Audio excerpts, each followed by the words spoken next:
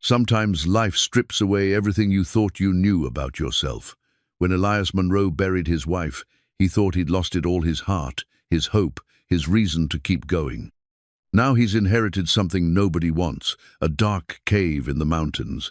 His father spent years digging there, chasing conspiracy theories and old stories. Everyone calls him crazy for even looking at it. But deep in that cave sits a vault from the Civil War worth $123 million. What happens when a desperate father discovers that sometimes the greatest inheritance isn't money, but the strength to fight for what matters most?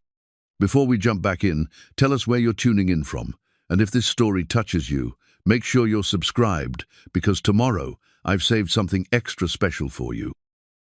The morning sun filtered through the thin curtains of the Munro kitchen, casting pale rectangles across a table scarred by years of family meals.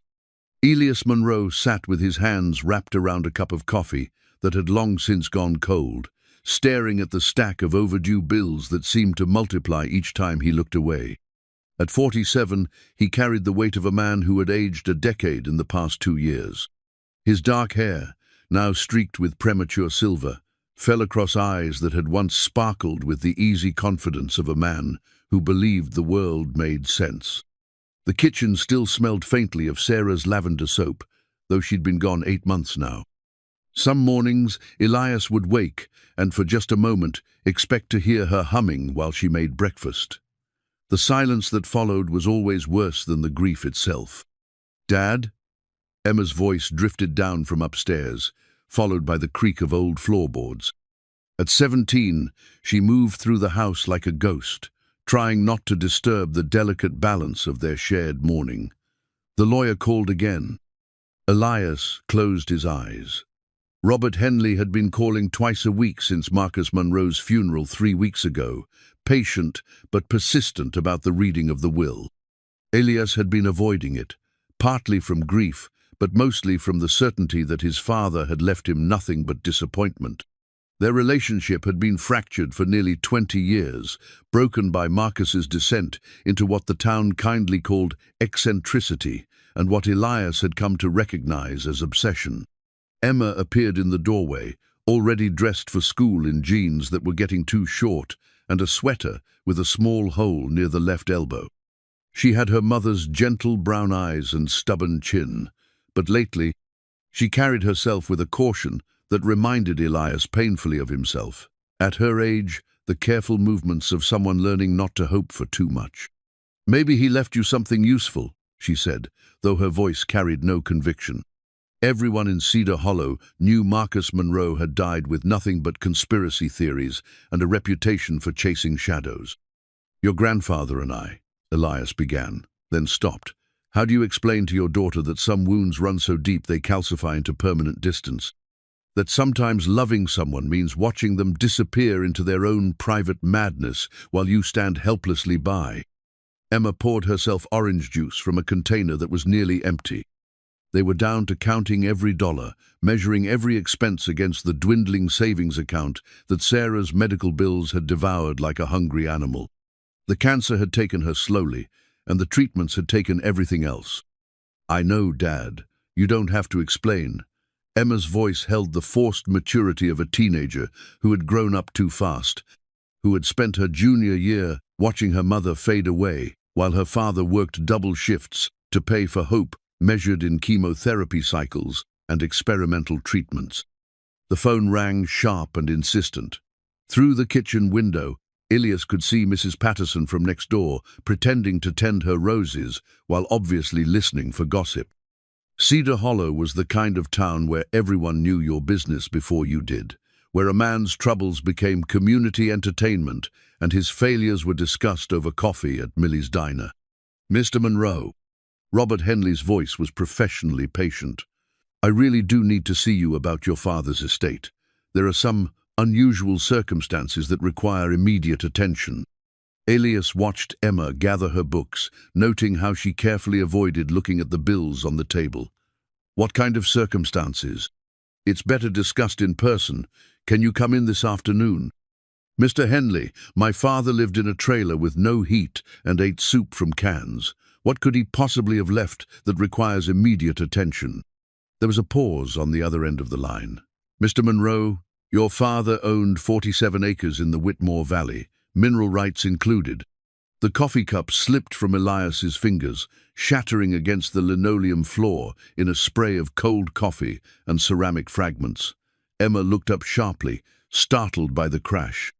That's impossible. He never owned anything except that old trailer. The deed is quite clear, sir.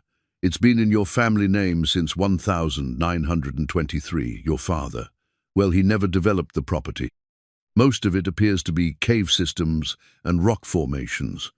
Not particularly valuable land, but land nonetheless. Elias stared at the broken cup at his feet, watching coffee seep into the cracks between floor tiles that Sarah had always meant to replace. 47 acres. His father, who had died alone in a hospital bed with nothing but the clothes he wore and a mind full of theories about buried treasure and government conspiracies, had owned 47 acres of Appalachian wilderness. Dad? Emma's voice seemed to come from very far away. What's wrong? I'll be there at 2 o'clock, Elias said into the phone, then hung up without waiting for a response. Emma knelt beside him, carefully picking up the larger pieces of broken ceramic. It's okay, Dad. We'll figure it out. But Elias wasn't thinking about the broken cup or even the mysterious land. He was remembering himself at 10 years old, following his father through dense mountain woods, listening to stories about Confederate gold and hidden fortunes buried deep in the earth. Marcus Monroe had been a different man than before.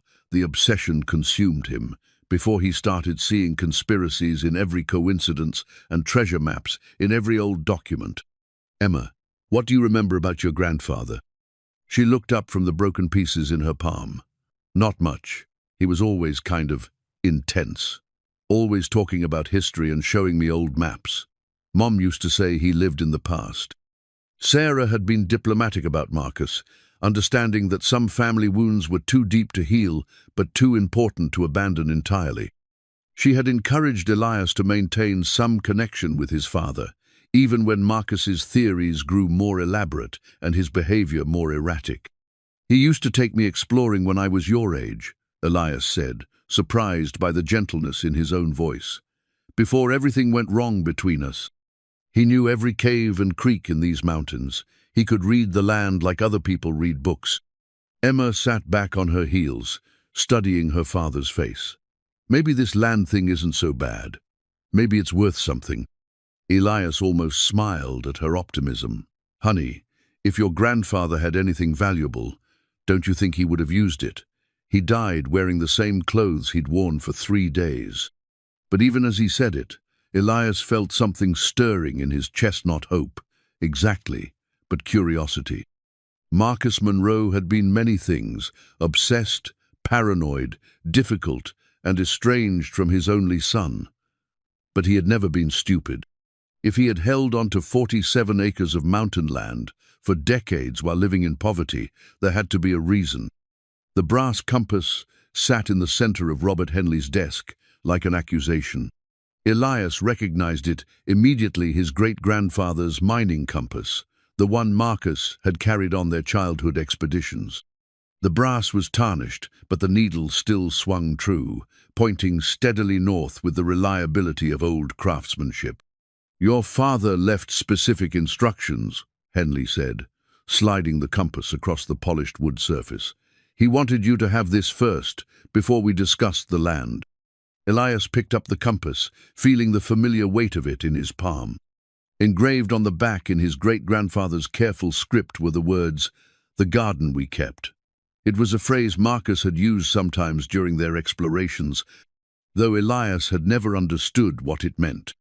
The land borders the old Whitmore mining operation, Henley continued, spreading a topographical map across his desk.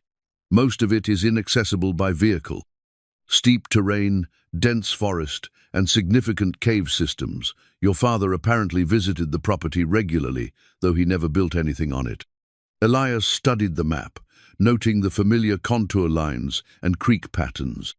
The Whitmore Valley had been logged and mined extensively in the early 1900s, then abandoned when the coal veins played out and the chestnut blight killed the timber. Now it was just another stretch of reclaimed Appalachian wilderness, too remote and rugged for development. Has anyone else expressed interest in the property? Henley's expression shifted slightly. There have been some inquiries. Nothing formal, but, well, word travels fast in a small town. There are always people interested in mountain land, especially if they think there might be mineral deposits. What kind of people? The kind who ask a lot of questions and don't give many answers. Henley leaned back in his chair. Mr. Monroe, I knew your father for 30 years. He was a client long before his theories became so prominent. Whatever drove him to spend so much time on that land, he was very specific about keeping it in the family. Elias turned the compass over in his hands, remembering the weight of it on their long walks through the mountains. Marcus had taught him to read contour maps and follow creek beds, to identify different types of rock formations and understand how water moved through limestone. Those had been good days, before distance and disappointment built walls between them. There's something else, Henley said quietly. Your father left you his personal effects, several boxes of papers, journals, maps. They're in my storage room if you want them. The journals. Elias had forgotten about his father's obsessive note-taking, the careful documentation of every theory and exploration. As a teenager, he had dismissed them as the ramblings of a man losing touch with reality. Now, staring at the compass that had guided 4 generations of Monroe men through these mountains, he wondered if he had been too quick to judge. The afternoon sun was slanting low through the office windows when Elias finally loaded the boxes into his truck. Emma was waiting in the passenger seat, having left school early to join him. She watched silently as he secured the boxes in the truck bed, her expression thoughtful. What do you think, Dad? I think your grandfather was a complicated man who loved these mountains more than he loved the people in his life.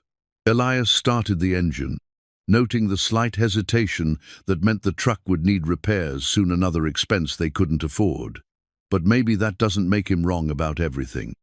As they drove home through the familiar streets of Cedar Hollow, Elias caught glimpses of neighbors watching from their windows and porches.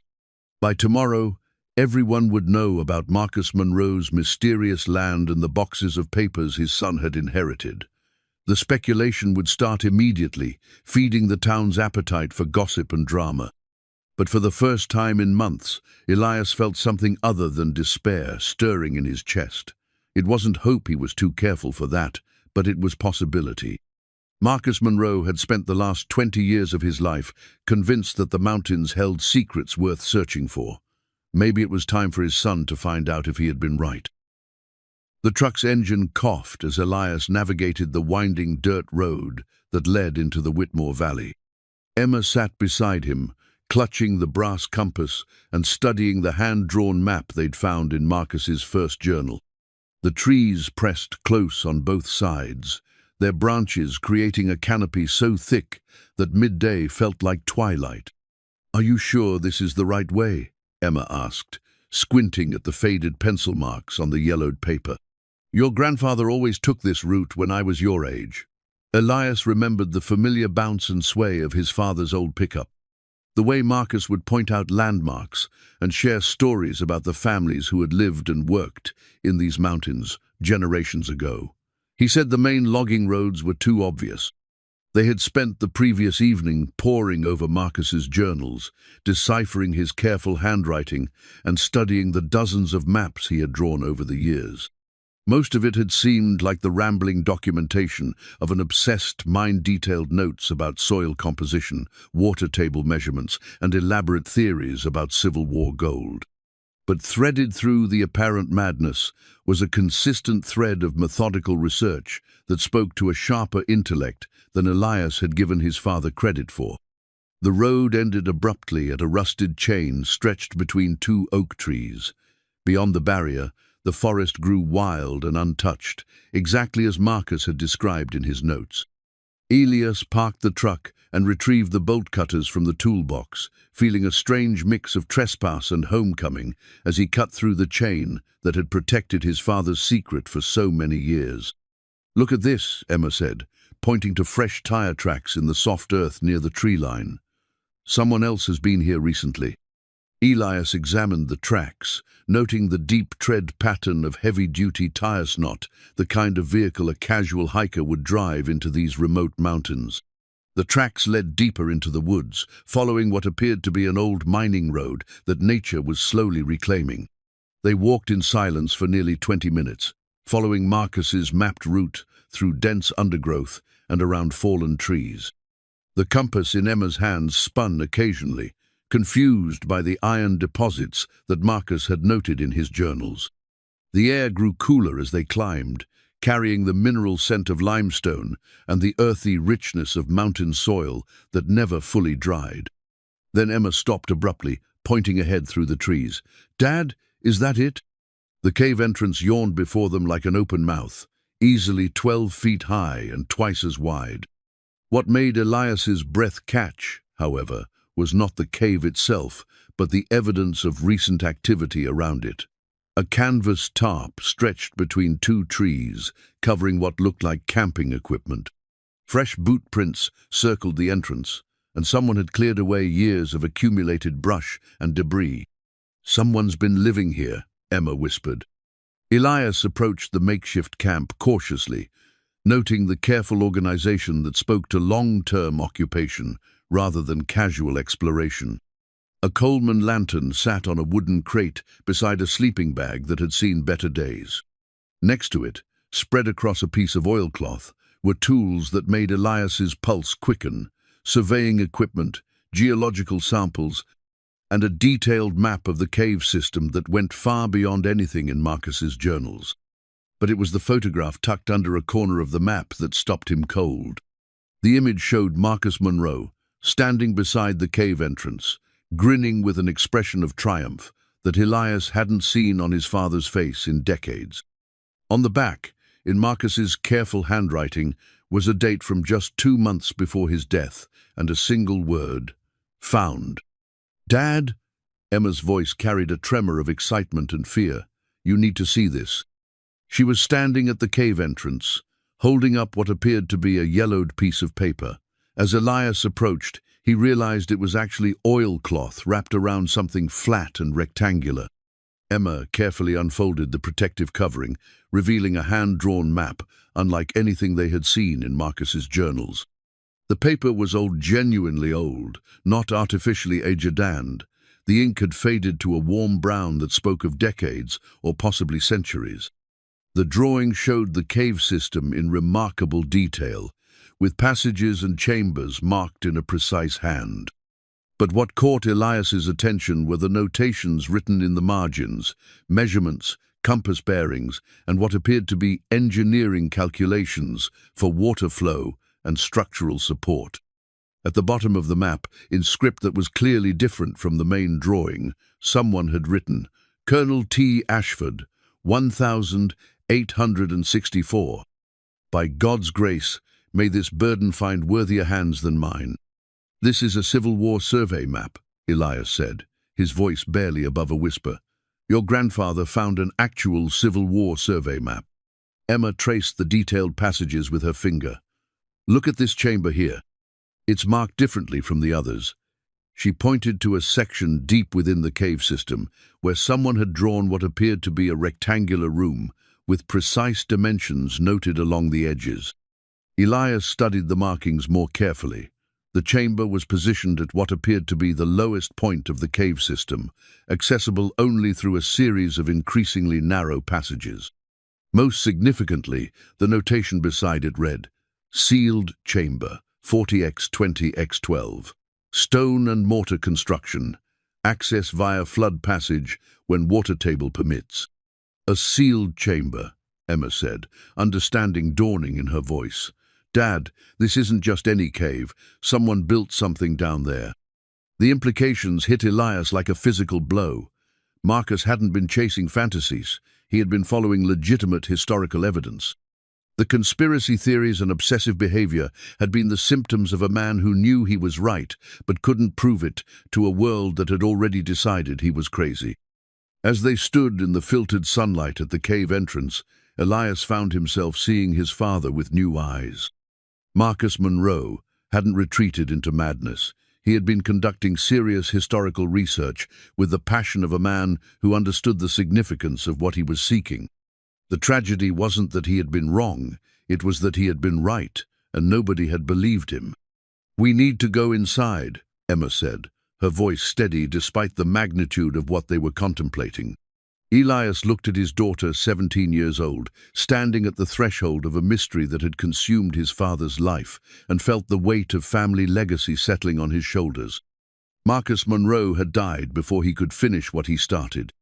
But he had left them everything they needed to continue his work: the land, the research, and now this map that proved his theories weren't delusions. "Your grandfather spent 20 years preparing for this moment," Elias said, checking the flashlight he had brought from the truck. "I think we owe it to him to see what he found." The cave entrance was larger than it appeared from outside, with a ceiling that disappeared into darkness above their heads. The air inside was cool and still, carrying the mineral scent of limestone and the faint sound of water moving somewhere in the depths below. Their footsteps echoed strangely, as if the cave were much larger than the beam of their flashlight could reveal. 20 feet inside the entrance, Elias stopped. The cave split into 3 distinct passages, each leading deeper into the mountain. But carved into the stone wall at the junction, almost invisible unless you knew where to look, were symbols that matched the sketches in Marcus's journals. They weren't natural formations or random marks, they were deliberately carved indicators, left by someone who wanted to mark the way. Emma consulted the Civil War map, comparing the cave layout to their current position. "According to this, we want the middle passage. It leads to a chamber where the original mapmaker left supplies." They followed the passage deeper into the mountain, their flashlight beam revealing smooth limestone walls and occasional glimpses of flowstone formations that spoke to the cave's great age. The passage sloped downward gradually, and Elias could hear the sound of moving water growing stronger with each step. Then their light caught something that made them both stop breathing. Fresh boot prints in the soft clay of the cave floor, leading deeper into the darkness ahead of them. Someone else was down here. Someone else was following the same map, seeking the same sealed chamber that had driven Marcus Monroe to spend the last 20 years of his life in obsessive pursuit. Elias felt Emma's hand slip into his, and together they stood at the edge of the unknown, holding a map that might lead to treasure or danger, or simply the truth about a man who had died, convinced that he was on the verge of vindicating a lifetime of searching. Behind them, the cave entrance was a distant circle of grey light. Ahead lay passages that might hold the answers to questions Marcus Monroe had taken to his grave. For the first time since Sarah's death, Elias Monroe felt truly alive. The leather-bound journal lay open on the kitchen table like a roadmap to madness or genius. Elias had been reading Marcus's field notes for 3 hours, and with each page, his understanding of his father shifted like sand beneath his feet. What he had dismissed as conspiracy theories were actually meticulous documentation of historical research that spanned decades. Emma sat across from him, carefully transcribing the most important passages into a notebook with cleaner handwriting. The morning light, streaming through the kitchen window, illuminated pages filled with sketches, measurements, and theories that painted a picture of a man driven not by delusion, but by the certainty that he was close to something extraordinary. "Listen to this entry from 15 years ago," Emma said, reading from her transcription. "March 15th. Found additional confirmation in courthouse records. Colonel Thaddeus Ashford was indeed assigned to paymaster duties in Western Virginia, 1863, 1864.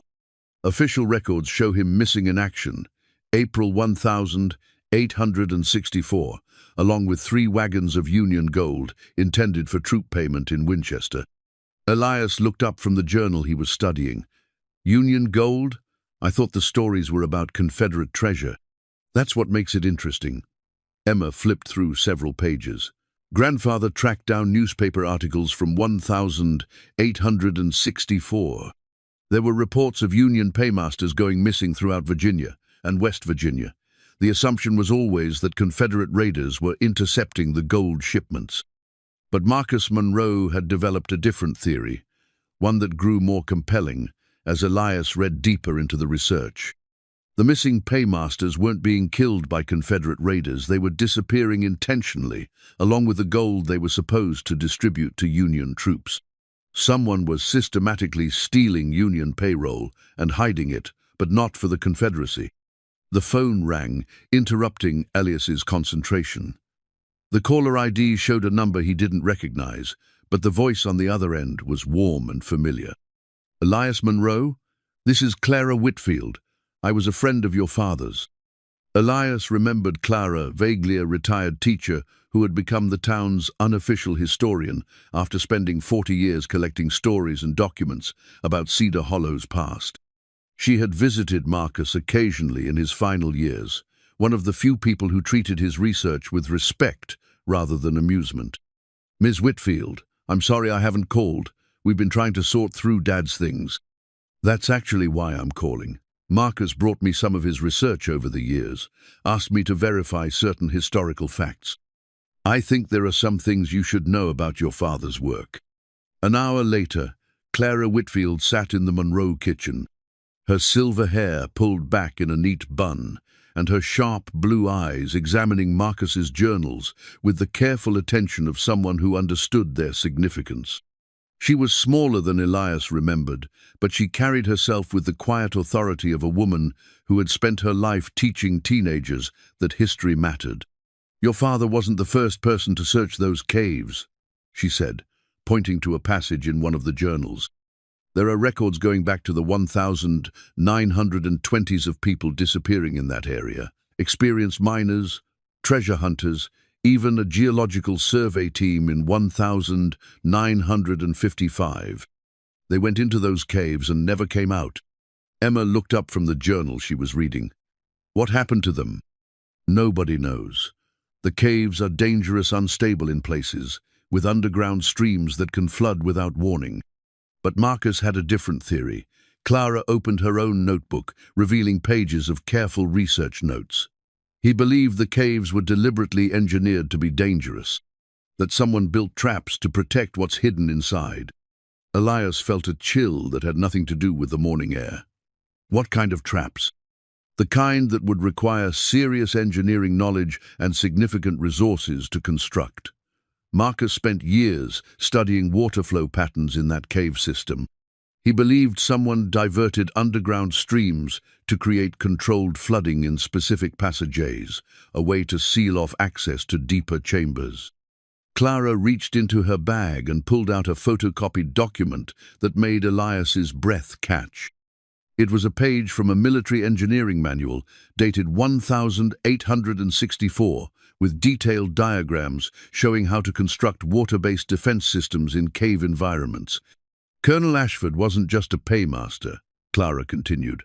"Before the war, he was a civil engineer. He supervised the construction of canal systems in Ohio and Pennsylvania. He would have known exactly how to engineer a cave system to protect whatever he hid inside." Emma studied the engineering diagrams with the intense focus she usually reserved for her advanced mathematics homework. "These are really sophisticated. Whoever designed this system understood hydraulics and geological pressure points." "More than that," Clara said. "Marcus believed Ashford wasn't working alone. The scale of the engineering required multiple people with specialized knowledge. And the amount of gold that went missing during that period, we're not talking about a few $1,000s. Union payroll records suggest the total value could be enormous by today's standards." As if summoned by their conversation about gold and danger, the doorbell rang. Elias opened the front door to find a man in his 50s standing on the porch, dressed in expensive outdoor gear that looked like it had never seen actual outdoor use. He was tall and broad-shouldered, with the kind of confident smile that salesmen and politicians wore when they wanted something. "Mr. Monroe, my name is Dale Cruz. I represent a consortium of investors interested in Appalachian land development." He extended a business card that identified him as a consultant for something called Mountain Heritage Acquisitions. I understand you've recently inherited some property in the Whitmore Valley. Elias glanced back toward the kitchen, where Clara and Emma were still studying the journals. I'm not interested in selling. Of course not, but I'd like to discuss some opportunities that might benefit everyone involved. Cruz's smile never wavered, but his eyes were calculating as they took in details of the Monroe house, the peeling paint, the old furniture visible through the doorway, the subtle signs of financial stress that marked a family struggling to make ends meet. What kind of opportunities? Well, remote mountain land can be difficult to develop individually, but with the right backing, the right expertise, some of these old mining properties can be quite profitable. We're particularly interested in properties with historical significance. The phrase sent warning signals through Elias's mind. Historical significance? Oh, you know how it is with these old mountain properties. Always stories about buried treasure and lost fortunes. Most of it's nonsense, of course, but tourists love that kind of thing. Heritage tourism is big business these days. Dale Cruz was fishing, Elias realized. Somehow he knew or suspected that the Monroe land was connected to more than just family legacy and local folklore. The question was how much he knew and where he had gotten his information. I appreciate the offer, Mr. Cruz, but I'm not ready to make any decisions about the land. Of course, no pressure at all. Cruz handed him a second business card. But if you change your mind, or if you need any assistance with research or development, we have resources that individual landowners typically don't have access to. Sometimes the things that seem impossible to one person become quite manageable with the right support.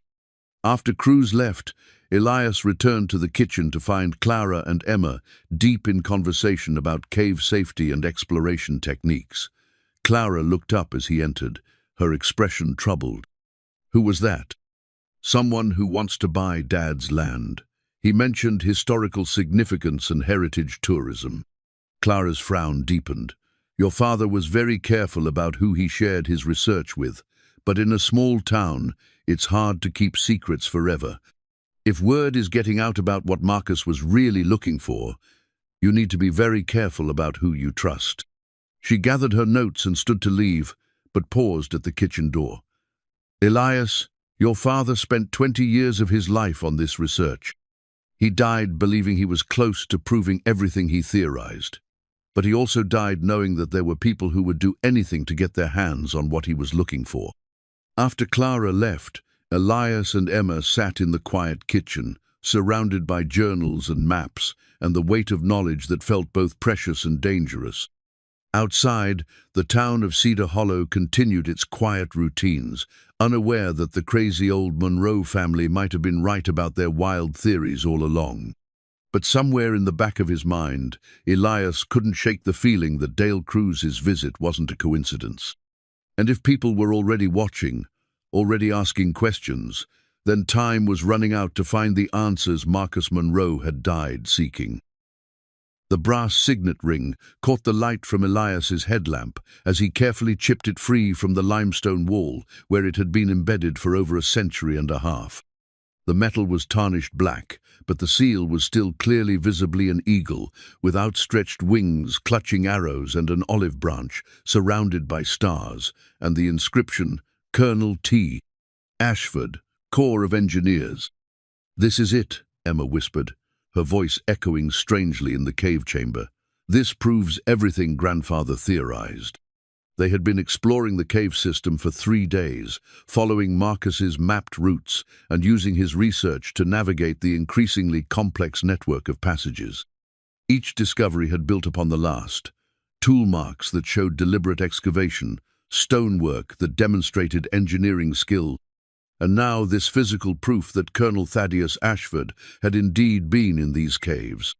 Elias cleaned the ring carefully with his shirt, revealing intricate details in the metalwork that spoke to both artistic skill and personal significance. This wasn't military-issue equipment, it was a personal possession, something a man would carry as a reminder of who he was and what he stood for. Look at the inscription inside, Emma said, leaning close to examine the ring. TA to MA, 1862, until honor calls us home. His wife, Elias murmured. Marcus's research mentioned that Ashford was married. If he left this here, it means he never expected to come back. The chamber where they found the ring was different from the natural cave formations they had explored earlier. The walls showed clear evidence of human modification, carefully placed support stones, deliberately widened passages, and what appeared to be a sophisticated drainage system that kept the floor dry despite the sound of running water somewhere nearby. But it was Emma who made the discovery that changed everything. While Elias was photographing the ring and the location where they found it, she had been exploring the far end of the chamber with her own flashlight. Her excited whisper drew him across the uneven stone floor to where she knelt beside what appeared to be a natural rock formation. "Dad, this isn't natural stone. Look at the edges." Emma was right. What had appeared to be a limestone outcropping was actually a carefully constructed wall, built with stones that fit together so precisely that the mortar lines were barely visible.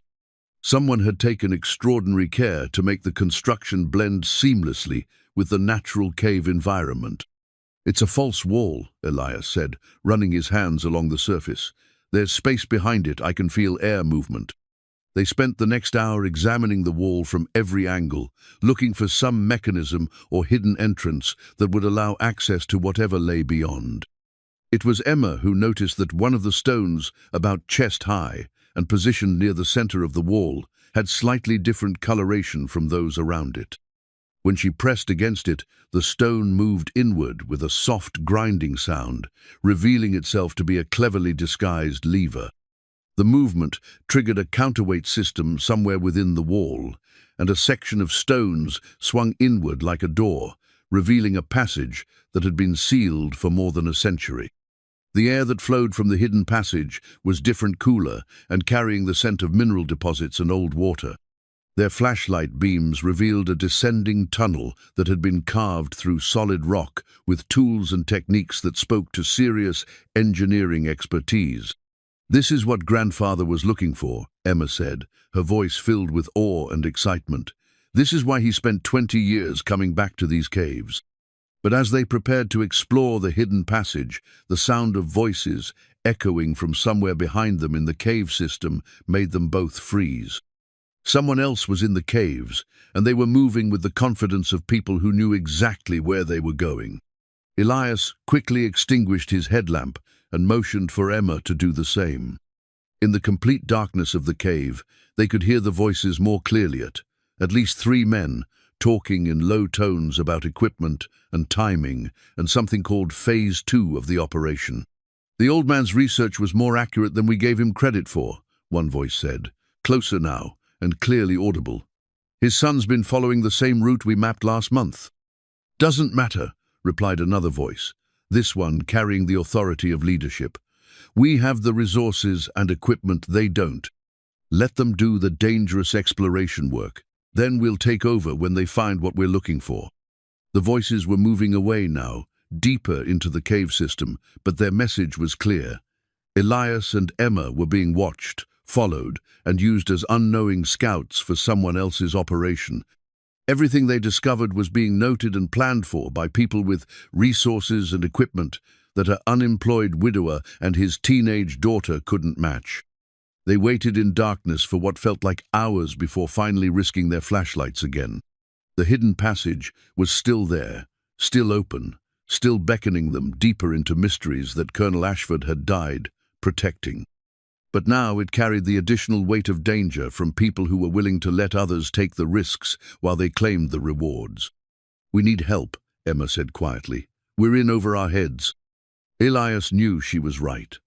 They were dealing with something far more complex and dangerous than family history and local folklore. The engineering required to build the cave modifications they had discovered spoke to resources and expertise that went far beyond what one Confederate officer could have managed alone. And the people following them weren't casual treasure hunters, they were organized and well-funded. But they were also his father's legacy, and Emma's future, and possibly the answer to financial problems that had no other solution. Walking away now meant abandoning everything Marcus Monroe had worked toward, everything he had believed in strongly enough to die pursuing. Your mother had a cousin, Elias said finally. Tommy Castellanos. He served in the Navy, worked with explosives and underwater construction. If anyone would know how to safely explore an engineered cave system, it would be him. Emma looked at her father with a mixture of relief and determination. You think he'd help us? I think he'd help Sarah's family if we asked him to. Elias took one last look at the hidden passage, memorizing its location and the mechanism that opened it. But first, we need to understand exactly what we're dealing with. Your grandfather's research goes deeper than what we've read so far. As they made their way back through the cave system toward the entrance, Elias found himself thinking about the ring in his pocket and the voices they had heard in the darkness. Colonel Ashford had left more than treasure in these caves. She had left a mystery that someone was willing to kill for, and a test that would determine whether the Monroe family was strong enough to claim what their father had died seeking. The afternoon sun felt almost blinding after hours in the cave darkness, but it also felt like hope. They had proof, now physical evidence, that Marcus Monroe's theories were based on historical fact. The Confederate ring was more than just an artifact. It was validation of 20 years of research and the key to understanding that they were dealing with something far more significant than local legend. But it was also proof that they were running out of time. If other people knew about the caves and had the resources to claim whatever lay hidden in the depths, then the Monroe family needed to move quickly and carefully. As they drove home through the mountain roads, Elias made a decision that would have seemed impossible just a week earlier. It was time to trust someone else with the secret that had consumed his father's life. It was time to find out if Tommy Castellanos was still the kind of man who would risk everything to help family. The hydraulic engineering schematic spread across Tommy Castellanos' kitchen table looked like something from a textbook on advanced water management, not a hand-drawn plan from the Civil War era. Tommy studied the detailed drawings with the focused attention of a man who had spent 15 years working with underwater explosives and cave diving systems for the Navy. "This is sophisticated work," he said, tracing the flow lines with his finger. "Whoever designed this understood hydraulic pressure, water table dynamics, and structural engineering at a level that would be impressive today, much less in 1864. Elias watched his late wife's cousin examine the schematic they had found hidden behind a loose stone in Marcus's workshop. Tommy was younger than Elias by 5 years, with the lean build and careful movements of someone accustomed to working in dangerous environments. His dark hair was graying at the temples, and his hands bore the scars of a career spent handling explosives and underwater equipment. "The principle is actually elegant," Tommy continued. "They diverted an underground river through a series of chambers and channels. During normal conditions, the water follows this main route." He pointed to a heavy line on the drawing. "But if someone tries to access the protected chambers down here, the system can be triggered to flood specific passages." Emma leaned over the table, studying the complex network of water channels and chambers. "How would they trigger it?" "Several ways. Weight, activated mechanisms, manually operated gates, even timed systems using water pressure. But the real genius is here." Tommy indicated a series of smaller chambers positioned above the main passage. "These are equalization chambers. They prevent the floodwater from backing up and drowning the people who activate the system." The schematic was more than just an engineering diagram. It was proof that Colonel Ashford had been working with other people who possessed advanced technical knowledge. The level of planning and construction required would have taken months or years to complete, with resources that went far beyond what a single military officer could command. "There's something else," Elias said, spreading Marcus's most recent journal across the table. "Dad figured out how to safely navigate the system. He spent the last 2 years of his life mapping the water flow patterns and timing the flood cycles." Tommy read Marcus's notes with growing amazement. The older man had approached the engineering challenge with the methodical patience of a scientist, documenting water levels during different seasons, calculating pressure differentials, and identifying safe windows when the flood passages could be navigated. "Your father was brilliant," Tommy said quietly. "This is professional-level hydrological analysis. He figured out that the system follows natural water table fluctuations. During dry seasons, when the underground river runs low, there's a 3-hour window when the flood passages drain enough to allow safe passage. But only if you know exactly when and where to go, Emma added, pointing to Marcus's careful timing calculations, and only if you have the right equipment. Tommy nodded. Cave diving gear, underwater breathing apparatus, and probably some kind of mechanical system to operate the original gates. This isn't something you attempt with flashlights and rope. The conversation was interrupted by a knock at the door that made all three of them tense. Through the kitchen window, they could see a black SUV parked in Tommy's driveway, expensive and out of place in the working-class neighborhood where Tommy had lived since leaving the Navy. Dale Cruz stood on the front porch, accompanied by two men in dark suits who looked like they spent their time in corporate boardrooms rather than Appalachian mountains. His smile was as confident as before, but his eyes held a harder edge that suggested patience was wearing thin. "Mr. Monroe," Cruz said when Tommy opened the door, "I was hoping we could continue our conversation about your father's property." "I told you I wasn't interested in selling," Elias replied, acutely aware of the journals and schematics spread across the kitchen table just a few feet away. "Of course, but circumstances have a way of changing, don't they?" Cruz's gaze moved past Elias to take in the kitchen, noting the presence of Emma and Tommy and the papers covering the table. "I understand you've been exploring the old mining areas. Dangerous work for amateurs." The implied threat was subtle but unmistakable. Cruz knew exactly what they were doing and wanted them to know that they were being watched. More concerning was his use of the word amateurs. It suggested that whatever organization he represented considered cave exploration and historical research to be professional activities requiring proper resources and expertise. "Mr. Cruz," Tommy said, stepping forward with the calm authority of someone accustomed to dangerous confrontations, "I think you should leave." "Of course, but before I go, I want to make sure Mr. Monroe understands the full scope of what he's dealing with." Cruz reached into his jacket and pulled out a folder containing photographs that made Elias's blood run cold. The photos showed the cave entrance, the hidden camp they had discovered, and detailed images of the passages they had explored. Someone had been documenting their every move with professional surveillance equipment, capturing not just their activities, but the specific locations and discoveries they had made. "Cave exploration can be very dangerous," Cruz continued conversationally. "People get lost, equipment fails, underground streams flood unexpectedly. Accidents happen all the time, especially to people who don't have proper training and support." Emma moved closer to her father, and Elias felt the protective anger that had sustained him through Sarah's illness flare into something harder and more focused. These people weren't just threatening him, they were threatening his daughter. "What do you want?" Elias asked quietly. "Partnership. Your father spent 20 years developing research that could be very valuable to the right people. We have the resources to properly explore and develop whatever he discovered. Everyone benefits. And if we refuse?" Cruz's smile never wavered. "Well, as I said, cave exploration is dangerous work. It would be tragic if something happened to interrupt your research."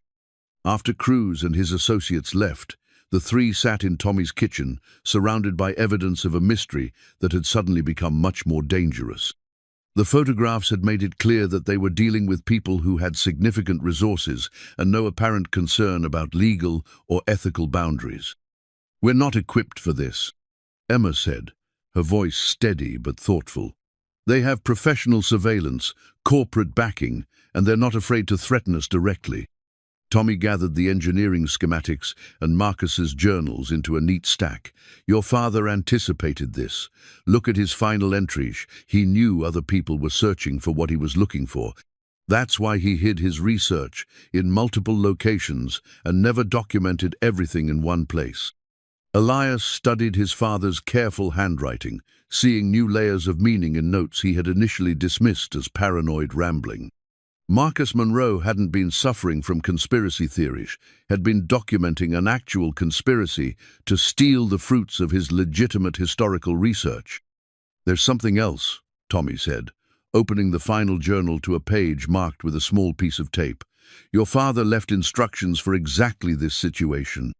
He knew that if he died before completing his work, someone would try to take over his research.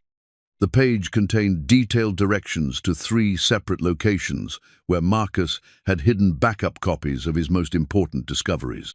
But more than that, it contained a plan for safely accessing the flooded chambers using equipment and techniques that would allow a small, motivated team to succeed where larger, better-funded operations would fail.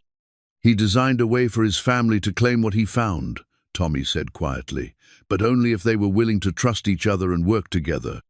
Elias looked at his daughter and his late wife's cousin, realizing that Marcus Monroe's final gift hadn't been just land, and research it had been the foundation for the kind of family alliance that could survive threats and challenges that would destroy individuals working alone. "Then that's what we'll do," Elias said. "We'll finish what my father started, and we'll do it before these people can stop us." For the first time since Sarah's death, Elias Monroe felt like he was part of something larger than his own grief and struggle. He was part of a family legacy that was worth fighting for, and he wasn't fighting alone. The leather Bible felt ancient in Emma's hands as she carefully opened it in the basement workshop they had discovered behind a false wall in their own home. Marcus Monroe had been even more secretive than they had realized, creating a hidden research center beneath their feet where he had spent years analyzing historical documents and planning his final assault on the mystery that had consumed his life. The workshop was a revelation in itself, walls lined with detailed maps, geological surveys, and historical documents that painted a picture of research far more sophisticated than anything they had found in his journals. But it was the Bible, hidden in a specially constructed compartment, that held the final piece of the puzzle they had been assembling. "Look at this," Emma said, her voice filled with wonder as she discovered that the Bible's pages had been carefully hollowed out to create a hiding place. Inside the carved space lay a folded piece of paper and a small brass key attached to a chain that had obviously been worn around someone's neck for years. Elias examined the key while Emma unfolded the paper, revealing handwriting that was different from any they had seen in Marcus's research. The script was formal and careful, written with the kind of precision that spoke to military training and education. "It's a letter," Emma said, reading slowly, "dated April 15th, 1864. To whoever finds this record of my actions, may God forgive what necessity has compelled me to do. I am Colonel Thaddeus Ashford, and I have stolen from my own army to prevent a greater theft." Tommy leaned closer as Emma continued reading. The letter was a confession, but not the kind they had expected. Colonel Ashford hadn't been a Confederate sympathizer stealing Union gold. He had been a Union officer who discovered that his own superiors were systematically looting military payrolls intended for soldiers in the field. "The war has created opportunities for men of weak character to enrich themselves while brave soldiers go unpaid," Emma read. "I have documentation of systematic theft reaching to the highest levels of military command. Rather than allow this corruption to continue, I have secured the evidence and the stolen funds in a place where honest men might someday use them for proper purposes." The implications were staggering. Ashford hadn't been hiding. Confederate treasure he had been protecting Union payroll and evidence of military corruption from the very people who were supposed to be fighting for justice and freedom. He had died not as a traitor, but as a man trying to preserve honor in the face of systematic dishonesty. "There's more," Emma said, turning the page. "He describes the vault construction and the people who helped him. Engineers, miners, local civilians who believed in what he was doing. This wasn't just one man's project, it was an organized effort to preserve evidence and resources until the war ended and proper authorities could address the corruption." But the most significant revelation came in the letter's final paragraphs, where Ashford described the dual nature of what he had hidden. The vault contained not just gold and currency, but detailed documentation of the corruption network names, dates, amounts, and evidence that would have been explosive if it had reached the right people in 1864. I pray that whoever finds this will have the courage to use both the resources and the evidence for purposes that honor the sacrifice of honest soldiers. Emma Reed. The key opens not just the vault, but a responsibility to see justice done. Tommy had been studying the geological surveys on Marcus's workshop walls, while Emma read the letter. "Your father figured out something important," he said, pointing to a series of calculations written in Marcus's careful handwriting. "The vault isn't just hidden, it's designed to require multiple people working together to access it safely. The engineering was even more sophisticated than they had realized. The brass key Emma held was only one part of a three-component security system. The compass and the Confederate ring they had found were the other pieces, each one necessary to navigate different stages of the vault's protection mechanisms. "It's brilliant," Tommy continued. "Ashford designed it so that no single person could access the vault alone. You need the compass to navigate the water-filled passages, the ring to identify the correct chamber, and the key to open the final seal. But more than that, you need at least 3 people working in coordination to operate the flood control systems safely." Emma looked up from the letter with an expression of dawning understanding. Grandfather knew this. That's why he never tried to complete the exploration alone, even after he figured out the water system. He was waiting for family to help him. The realization brought both hope and additional pressure. Marcus Monroe had spent 20 years preparing for a family expedition that would require trust, coordination, and shared risk. He had died before he could explain this to his son, leaving behind only clues and hoping that Elias would eventually understand what was required.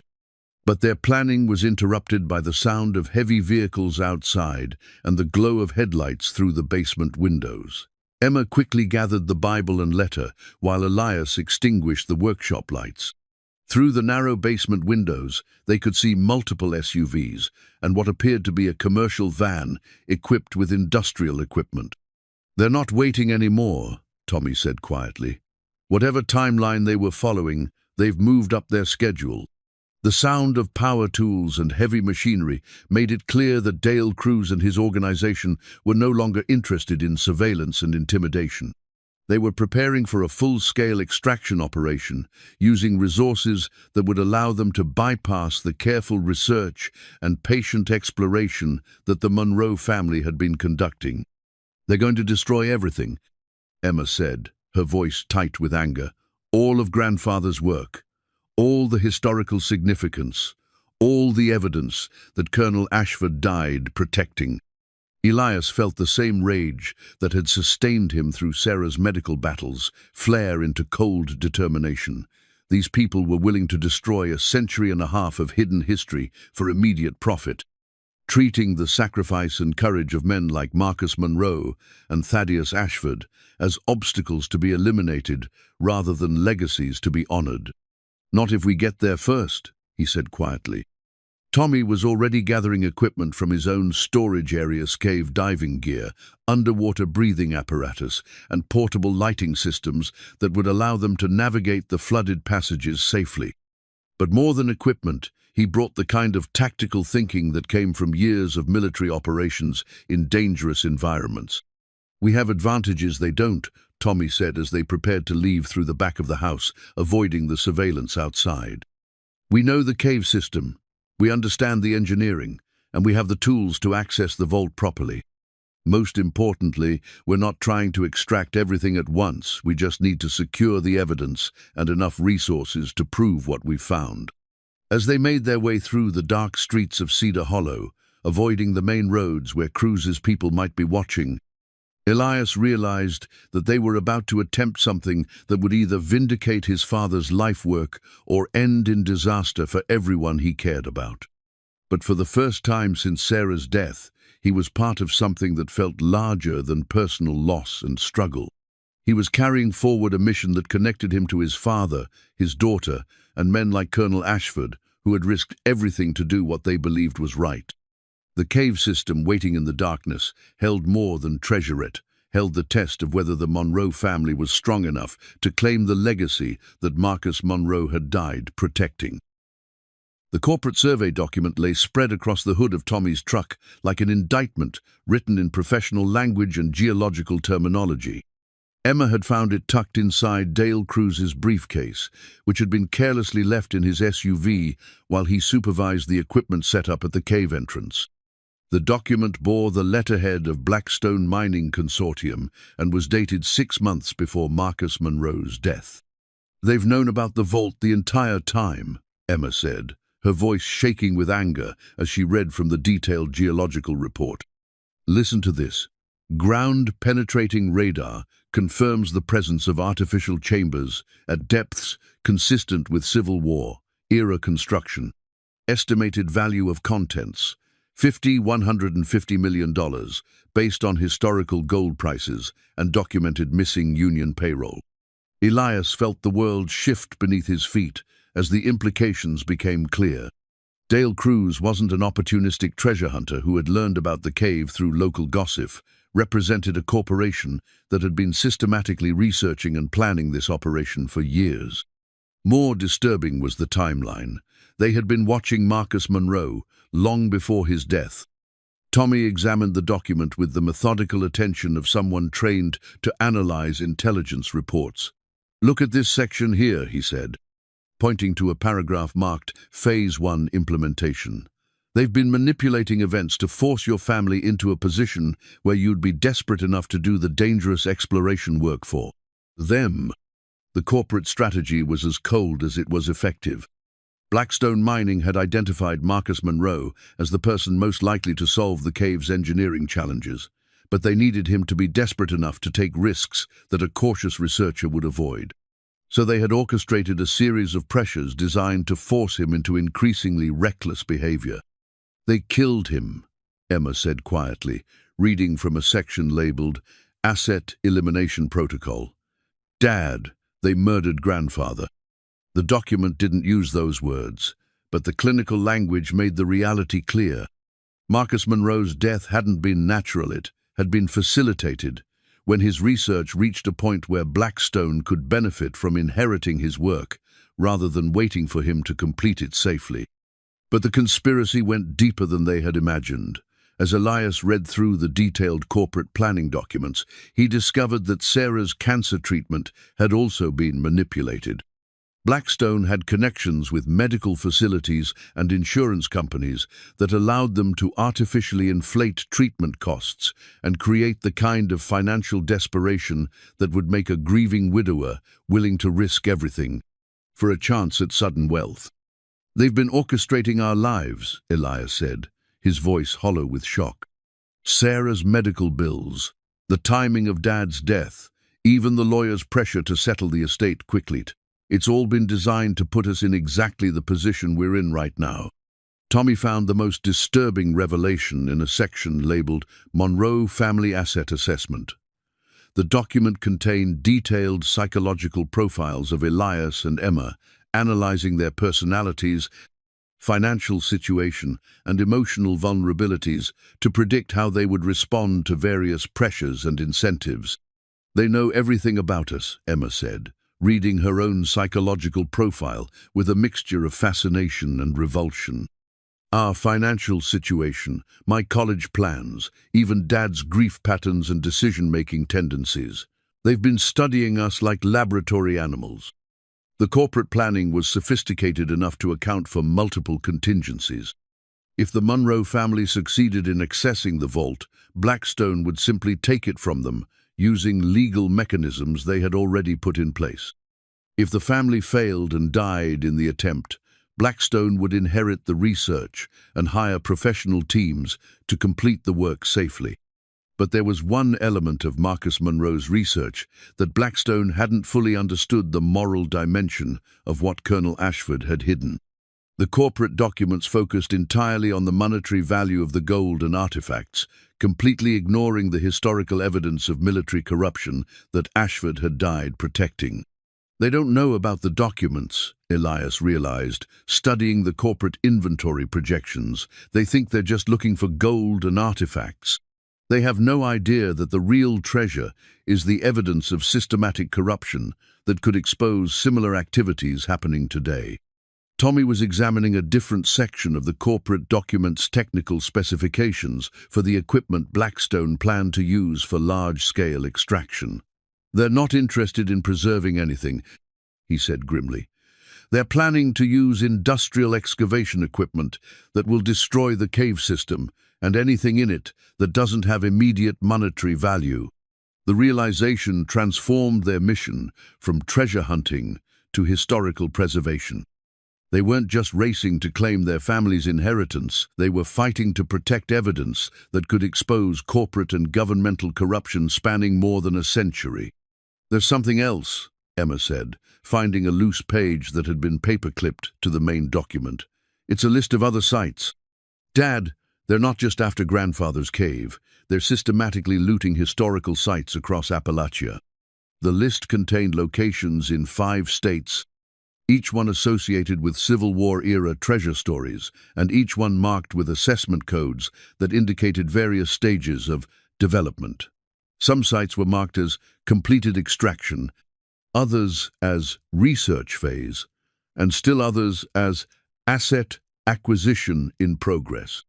Blackstone Mining Consortium wasn't just a treasure hunting operation. It was an organized system for identifying, researching, and looting historical sites, using corporate resources and legal manipulation to avoid traditional ethical and legal constraints. "We have to stop them," Emma said with the fierce determination that reminded Elias so powerfully of Sarah. "Not just here, but everywhere they're doing this." But even as they absorbed the magnitude of what they were facing, the sound of approaching vehicles reminded them that time was running out. Blackstone's equipment was already in position at the cave entrance, and their window for accessing the vault ahead of the corporate team was closing rapidly. Tommy gathered the documents and equipment with military efficiency. "We have 2 advantages they don't know about," he said. "First, we know they're coming, and we know their timeline. Second, we have the moral authority that comes from protecting something rather than just stealing it." As they prepared for what would be their final attempt to reach the vault before Blackstone destroyed everything, Marcus Monroe and Colonel Ashford had worked to preserve. Elias found himself thinking about the different kinds of inheritance his father had left him.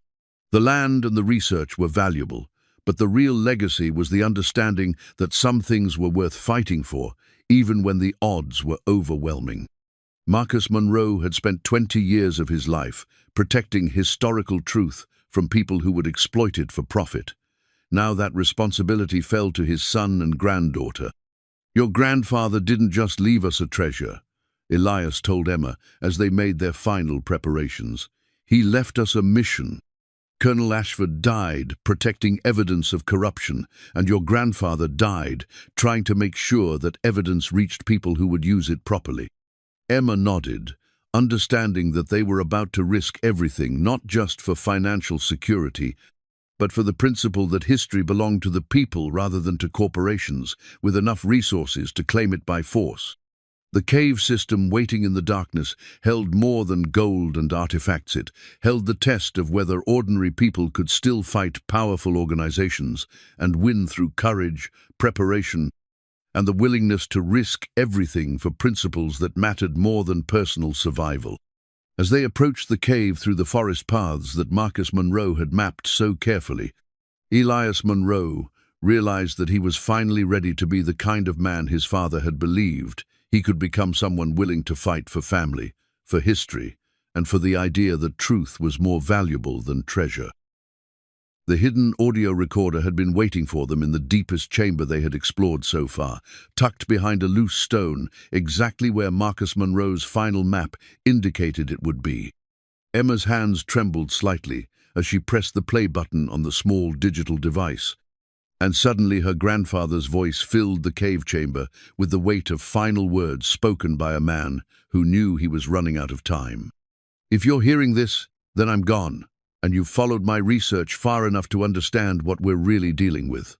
Marcus's voice was steady but tired, carrying the exhaustion of a man who had carried a secret burden for too long. "I'm going to tell you everything I couldn't put in the written records. The things too dangerous to document until the moment when documentation becomes necessary." Elias closed his eyes, hearing his father's voice for the first time since their last bitter argument 3 years earlier. The anger and disappointment that had defined their relationship for so long seemed insignificant compared to the courage and dedication revealed in Marcus's final recording. The vault contains more than gold, more than artifacts, more than evidence of Civil War corruption, Marcus continued. I've been tracking the same corporate network that Colonel Ashford was fighting, and it didn't end with the Civil War. The systematic theft and corruption has continued for over a century, growing and adapting, but never disappearing. Tommy and Emma listened intently as Marcus described connections between 19th-century military corruption and modern corporate practices that created a pattern of exploitation spanning generations. The evidence in Colonel Ashford's vault wasn't just historical, it was the foundation for understanding ongoing criminal activities that reached into contemporary business and government. Blackstone Mining Consortium is the current incarnation of the same network that Ashford was fighting in 1864, Marcus's voice explained. They've been systematically looting historical sites and artifacts, using corporate legal structures to claim ownership of things that belong to the American people. But more than that, they're using the same techniques of manipulation and intimidation that corrupt military officers used during the Civil War. The recording revealed that Marcus had been in contact with federal investigators who were building a case against Blackstone's activities across multiple states. His research wasn't just family genealogy, it was part of a larger law enforcement operation that required evidence from the vault to prove historical patterns of criminal behavior. I've hidden copies of my correspondence with the FBI in 3 locations, Marcus continued. If something happens to me, you'll need those documents to prove that accessing the vault isn't theft. It's the completion of a federal investigation that I didn't live to finish. Emma found herself crying as she listened to her grandfather explain precautions he had taken to protect his family from the consequences of his research. Marcus Monroe hadn't been a paranoid conspiracy theorist, had been a careful investigator who understood exactly how dangerous his discoveries were and had planned accordingly. The vault access requires 3 people working in perfect coordination, Marcus's voice continued. Not just because of the engineering, but because Ashford designed it to require trust and shared commitment. He wanted to make sure that only people working together for the right reasons could claim what he had protected. The recording included detailed instructions for navigating the flood control system, using the 3 artifacts they had collected, and timing their approach to coincide with the natural water cycles that Marcus had spent years documenting. But more than technical instructions, it provided the emotional guidance that Marcus had never been able to give his son in life. Elias, I know I wasn't the father you deserved. I let my obsession with this mystery consume our relationship, and I'll regret that for whatever time I have left. But I need you to understand that everything I did was because I believed this was important enough to sacrifice for, not the money, the principle. The idea that truth and justice matter more than power and profit. As the recording continued, Marcus described countermeasures he had prepared for exactly the situation they now faced. Blackstone's corporate operation relied on overwhelming resources and legal intimidation, but it had vulnerabilities that a small, motivated team could exploit. They expect you to be victims, Marcus explained. They've planned for you to do the dangerous work and then step aside when they claim the results. But they haven't planned for you to fight back with the same determination and intelligence that got you to the vault in the first place. The final section of the recording contained specific instructions for documenting everything they found in the vault and transmitting it to law enforcement contacts before Blackstone could interfere. Marcus had established secure communication channels and legal protections that would allow his family to expose the conspiracy without becoming targets themselves. Remember, Marcus's voice concluded, you're not just claiming an inheritance, you're completing a mission that men have been dying for since 1864. Colonel Ashford, me, and probably others whose names we'll never know, don't let their sacrifice be meaningless. The recording ended with the soft click of the device shutting off, leaving the three of them sitting in the cave chamber with the weight of revelation and responsibility. Outside, they could hear the distant sound of heavy machinery and voices carrying the authority of people accustomed to taking whatever they wanted. "How much time do we have?" Emma asked, checking her watch against the water cycle calculations Marcus had provided. Tommy consulted the hydraulic charts and timing tables. "The next safe window opens in 2 hours and lasts for approximately 90 minutes. After that, the water levels rise too high to navigate the flood passages safely. And if we miss it, we wait another 6 days for the next opportunity, assuming Blackstone doesn't complete their extraction operation first." The timeline was tight, but it was possible. More importantly, they now understood that success wasn't just about reaching the vault, it was about documenting everything they found and transmitting that documentation to the right people before anyone could stop them. Elias found himself thinking about the different kinds of courage his father had demonstrated. Marcus Monroe had spent 20 years preparing for a mission he might not live to complete, trusting that his family would have the strength to finish what he started. That took a different kind of bravery than the physical courage required to navigate dangerous cave systems. It required faith in family bonds that had been strained by years of misunderstanding. "Your grandfather left us everything we need," Elias told Emma as they prepared for their final descent into the protected chambers. "Equipment, information, legal protection, and most importantly, a clear understanding of why this matters." Emma nodded, but her expression carried the thoughtful seriousness of someone who understood they were about to attempt something that would either vindicate generations of Monroe family sacrifice or end in disaster for everyone they cared about. Tommy was making final adjustments to their diving equipment and communication systems, preparing for an operation that would require military-level precision and coordination. "Once we enter the flood passages, we're committed," he said quietly. "The water system won't allow retreat if something goes wrong." As they gathered their equipment and prepared to descend deeper into the cave system than any of them had ever gone, Elias found himself thinking about Sarah and the strength she had shown during her final illness. She had faced impossible odds with grace and determination, never complaining about circumstances she couldn't control, but fighting fiercely for the things that mattered most. Now he was being asked to show the same kind of courage, to risk everything for principles that were more important than personal safety or immediate gratification. The difference was that this time, he wasn't fighting alone. He was part of a family alliance that connected him to his father, his daughter, and men like Colonel Ashford, who had chosen truth over comfort and justice over profit. "Whatever happens down there," Elias said as they prepared to enter the final passages, "we're finishing something that was started by better men than us. That has to count for something." The cave system ahead held more than treasure or evidence. It held the test of whether ordinary people could still challenge powerful institutions and win through preparation, courage, and the willingness to trust each other when everything was at stake. Above them, Blackstone's corporate extraction team was preparing to destroy everything that Marcus Monroe and Colonel Ashford had died protecting. Below them, the flooded chambers waited with secrets that could expose more than a century of corruption and exploitation.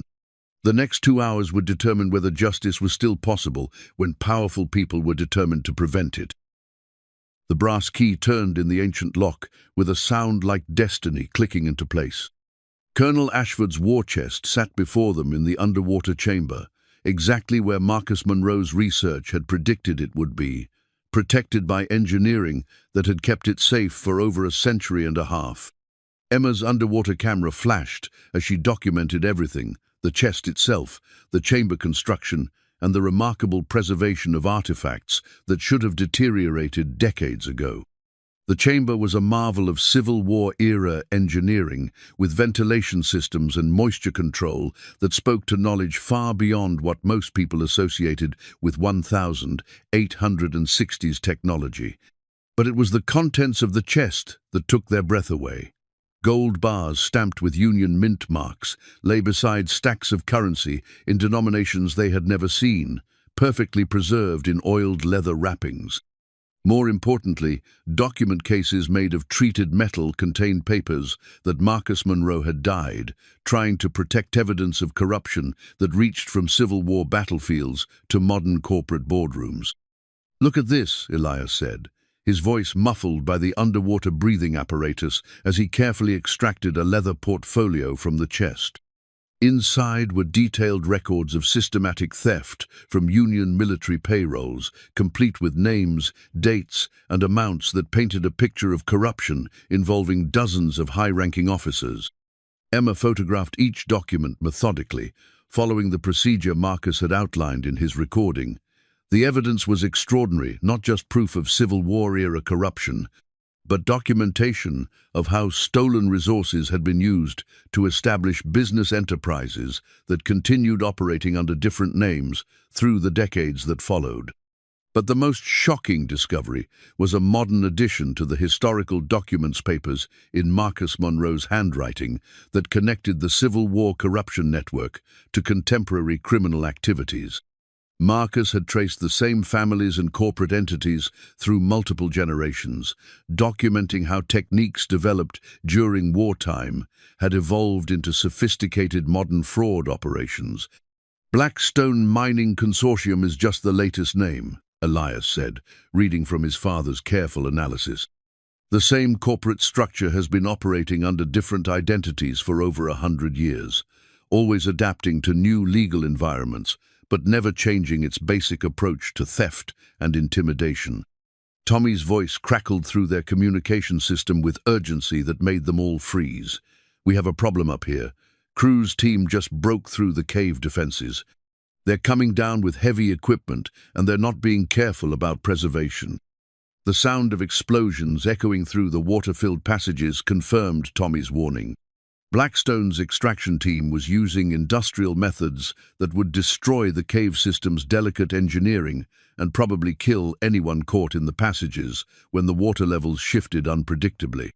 "How much time do we have?"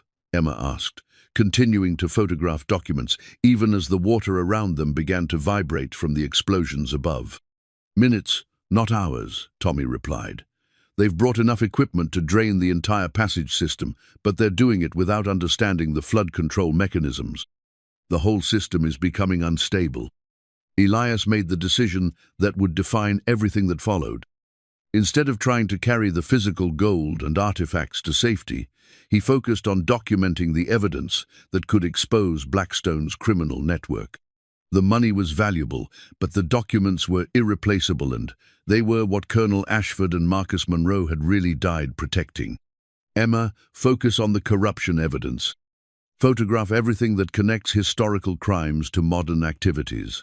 Elias sealed the most important documents in waterproof cases while his daughter worked with the systematic precision she had inherited from her grandfather.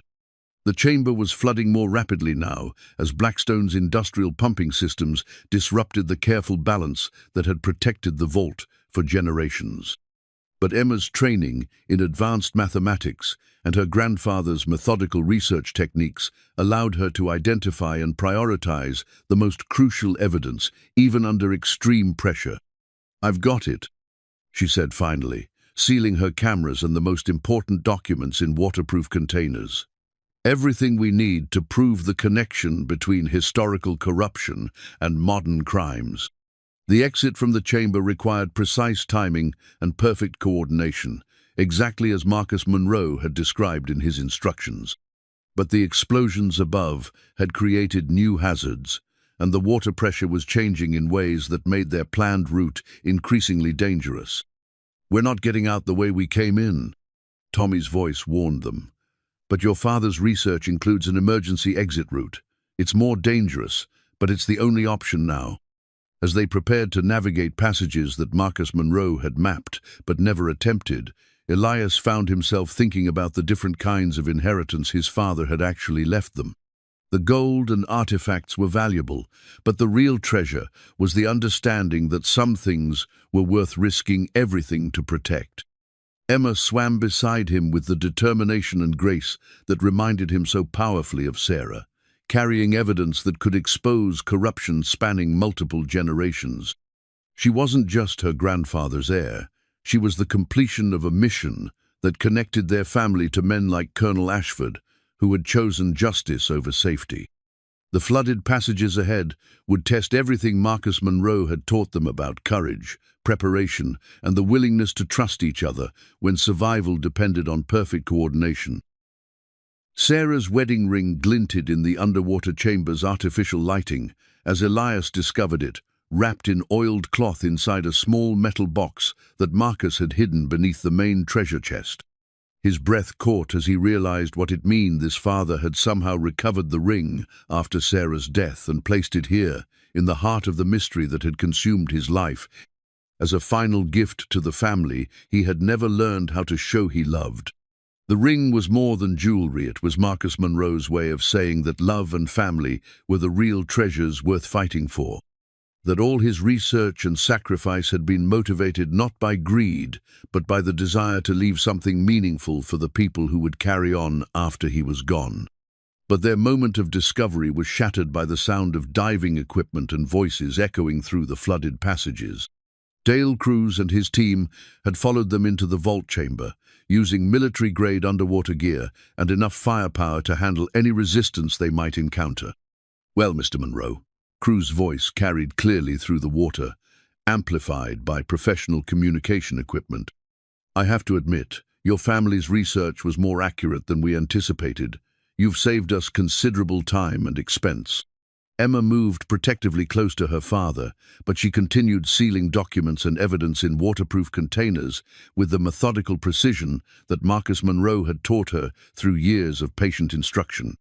Even facing immediate danger, she understood that preserving the evidence was more important than personal safety. "The gold is impressive," Cruz continued, examining the contents of Colonel Ashford's war chest with professional assessment. "But what we're really interested in are the documents your grandfather was so careful to protect. Certain parties would pay very well to make sure that historical evidence never reaches the wrong hands." The confrontation in the flooded chamber was surreal. Two teams of underwater explorers facing off over treasure and evidence that had been hidden since the Civil War. But the technological advantage clearly belonged to Blackstone's corporate team, with equipment and resources that the Monroe family couldn't match. "You're going to give us the documents," Cruz said, his tone carrying the authority of someone accustomed to getting what he wanted through intimidation. "And then you're going to forget everything you've learned about our business operations. In return, we'll make sure you have enough resources to live comfortably and never worry about money again." Emma's response was to activate Marcus Monroe's emergency drainage system, a backup mechanism he had discovered and modified to create exactly this kind of opportunity. Water began rushing out of the chamber through hidden channels, dropping the water level and creating the kind of chaos that favored people who understood the cave system over those who relied purely on superior equipment. In the confusion that followed, Tommy's voice crackled through their communication system with news that changed everything. "I've got backup arriving FBI teams that Marcus was working with. They've been tracking Blackstone for months, waiting for exactly this kind of evidence." The drainage system worked exactly as Marcus had designed it, creating a tactical advantage for people who understood its operation, while leaving Blackstone's team struggling with equipment that wasn't designed for rapidly changing water levels. Emma used the confusion to secure the most important evidence, while Elias confronted Dale Cruz directly. "This ends here," Elias said, finding courage he hadn't known he possessed. "The corruption, the intimidation, the systematic theft of American history, it all ends with what we've found in this chamber." But Cruz wasn't finished. As the water continued draining and the chamber became accessible to surface teams, he revealed the full extent of Blackstone's resources and connections. "You have no idea who you're dealing with," he said. "This operation has backing at levels you can't imagine. Federal investigations can be redirected, evidence can disappear, and accidents can happen to families who don't understand their place in the larger scheme of things." The threat was clear and immediate, but it was also Cruz's fatal mistake. His admission of federal corruption and willingness to threaten a family was being recorded by Emma's equipment and transmitted to law enforcement teams that Marcus Monroe had spent years cultivating. Actually, Tommy's voice said as he emerged from the passage leading to the surface. "We know exactly who we're dealing with, and so do the FBI teams that have been listening to everything you just said." The cave chamber filled with law enforcement personnel who had been waiting for exactly this moment, the completion of an investigation that Marcus Monroe had begun and died trying to finish. Dale Cruz and his team found themselves surrounded by people with more authority and better equipment than anything Blackstone Mining Consortium could field. Emma held up the waterproof containers holding Colonel Ashford's evidence and Marcus Monroe's research. Understanding that she was holding more than historical documents, she was holding proof that ordinary citizens could still challenge powerful institutions and win when they had the courage to risk everything for principles that mattered, more than personal safety. Sarah's wedding ring remained in Elias's hand, a reminder that the real treasure had always been the family bonds that made them strong enough to complete a mission that had seemed impossible just days earlier. Marcus Monroe's final gift wasn't gold or documents, it was the understanding that love and family were worth fighting for, even when the odds seemed overwhelming. 6 months after the confrontation in Colonel Ashford's vault, Elias Monroe stood at the entrance to what was now officially designated as the Ashford Monroe Historical Preservation Site, watching his daughter direct a team of archaeologists and historians who were carefully documenting every aspect of the cave system's remarkable engineering. The trials had been swift and decisive.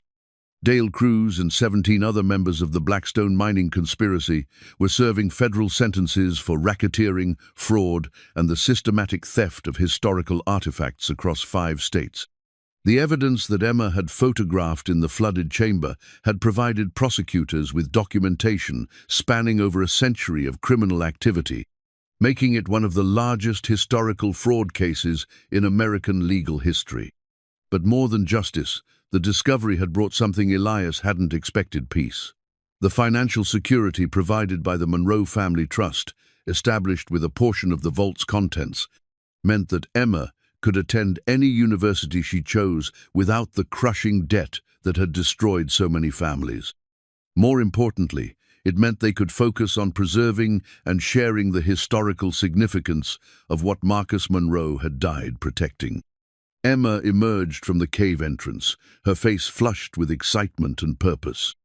At 18, she moved with the confident stride of someone who had found her calling early and pursued it with the methodical passion she had inherited from her grandfather. Her backpack was filled with survey equipment and notebooks, documenting details that would eventually become part of a comprehensive historical record of Colonel Ashford's engineering achievement. "The university team found another chamber today," she said, settling beside her father on the wooden bench they had placed near the cave entrance. "The engineering is even more sophisticated than we realized. Ashford wasn't just hiding treasure, he was creating a permanent monument to the idea that some things are worth preserving no matter what the cost." Clara Whitfield approached through the trees, carrying a thick folder of documents and wearing the satisfied expression of a historian who had spent months connecting pieces of a puzzle that revealed something extraordinary about American history. At 72, she had found new energy in serving as the official historian for the preservation site, documenting not just Colonel Ashford's story but the broader network of resistance to corruption that he had represented. "The Smithsonian wants to create a permanent exhibition," Clara announced, settling onto the bench beside them. "Not just about the Civil War treasure, but about the pattern of citizen resistance to systematic corruption that connects Ashford's work to Marcus's research to what you accomplished in the cave." Elias smiled, thinking about how pleased his father would have been to know that his 20 years of obsessive research would eventually be recognized as legitimate historical scholarship. Marcus Monroe's journals and maps were now part of the National Archives, and graduate students from universities across the country were using his methodical documentation techniques as models for their own research. Tommy Castellanos emerged from the visitor center he had helped design and construct, carrying the easy confidence of a man who had found meaningful work after years of drifting through jobs that never seemed to matter. As the site's security director and cave safety coordinator, He had found a way to use his military skills for preservation rather than destruction. "The school groups are getting larger," Tommy reported, consulting his clipboard with the same attention to detail he had once applied to military operations. "Next week, we're hosting 300 students from Virginia and West Virginia schools. The kids are fascinated by the idea that teenagers like Emma can make historical discoveries that change how we understand the past." Emma had indeed become something of a celebrity in educational circles, speaking at schools and universities about the importance of preserving family history and the ways that patient research could uncover truths that powerful people preferred to keep hidden. But she carried her recognition with the same thoughtful seriousness that had helped her survive the confrontation in the cave. "I've been thinking about something Grandfather wrote in his final journal," Emma said, pulling out a notebook where she had transcribed some of Marcus's most important observations. "He said that the real treasure wasn't gold or artifacts, it was the understanding that ordinary people could challenge powerful institutions and win if they were willing to work together and never give up." As the afternoon sun slanted through the trees surrounding the cave entrance, Elias found himself thinking about the different kinds of inheritance his father had actually left them. The financial security was important, but the real legacy was the understanding that family bonds were strong enough to survive misunderstanding and separation, and that love expressed itself sometimes through sacrifice and dedication rather than through words. The small garden they had planted near the cave entrance was flourishing vegetables and flowers that Sarah would have loved, tended by the 3 generations of Monroe women whose influence shaped everything about the preservation site. Emma had insisted on including plants that would have been familiar to Colonel Ashford's era, creating a living connection between past and present that reminded visitors that history was made by real people facing the same kinds of challenges that every generation encountered. "Your grandfather would be proud," Clara said quietly, watching Emma make notes about the archaeological discoveries that were still yielding new insights into Civil War era engineering and resistance networks. "Not just of what you found, but of what you chose to do with it." The Monroe Family Trust had funded similar preservation efforts at 12 other sites across Appalachia, protecting historical locations from corporate exploitation while creating educational opportunities for communities that had been overlooked by traditional academic institutions. Emma's college plans included studies in archaeology and public history, with the goal of expanding the Trust's work to protect historical sites throughout the American South. As they sat together in the evening light, surrounded by the mountains that had protected Colonel Ashford's secret for over a century, Elias Monroe understood that his father's final gift hadn't been treasure or vindication. It had been the opportunity to become the kind of family that Marcus had always believed they could be. Emma leaned against her father's shoulder, tired from a day of exploration but energized by the knowledge that she was carrying forward work that connected her to generations of people who had chosen truth over comfort and justice over profit.